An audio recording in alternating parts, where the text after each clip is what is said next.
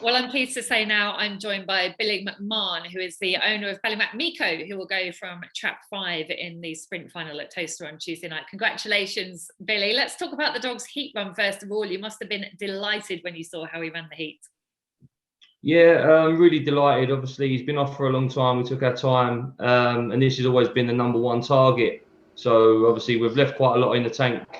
First, the heat win was really, really impressive. Obviously, Jim Asu done a good job keeping him fit, and obviously, very, very happy with his run.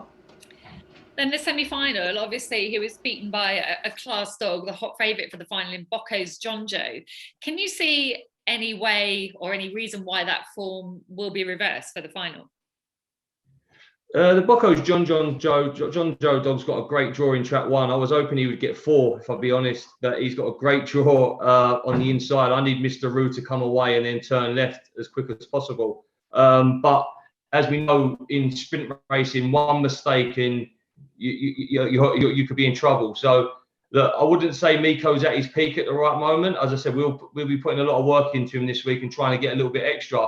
But as I said, Micko and the Bocco's John Joe, they was at the bend together, and the John Joe dog had placed up on the inside and had the inside route, and obviously then just drew clear and was very, very impressive. But I'm just hoping Micko can just get a smash break and hopefully get in front and then catch me if he can.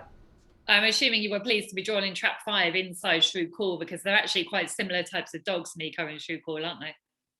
Yeah, as I said, Kelly was sending me a message and said, "What would you rather?" I said, "I'm not really fussed, but deep down inside, I was glad I was inside Shrew Call." So listen, both are fast dogs, and I'd rather be on the inside than on the outside trying to get across. So yeah, I'm delighted with being in 5 rather than it being in 6.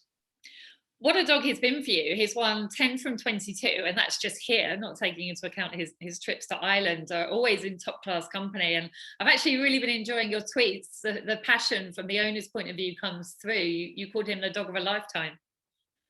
Yeah, me and obviously the other co-owners, obviously Jim and Gary, we will always go Romford dogs, and we'd always wanted the ideal Romford dog. Liam and Shane Darling, obviously the Ballymac Kennels, they were superb. They kept on at me to buy him.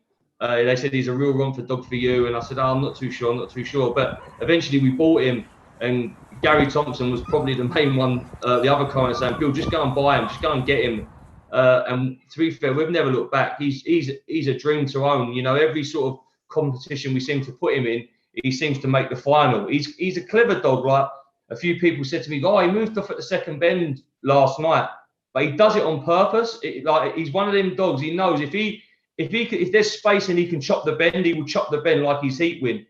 But if you see last night's run, when he see the dog on his inside, he didn't automatically just chuck a left and smack into Bocco's John Joe. So he takes a step right and then straightens up and then paces up again. He's a very, very clever dog. Smart. He knows how to qualify for competitions. Oh, he's a class dog. He's got a lot of fans out there, and it's a class final as well. But every reason to be hopeful for you guys, and I wish you all the best with Ballymac Micko. Enjoy it. Thank you, Julian. Hopefully, by the final, Micko should be having a litter of pups. So fingers crossed. Keep us posted. Will do. Cheers, Julie.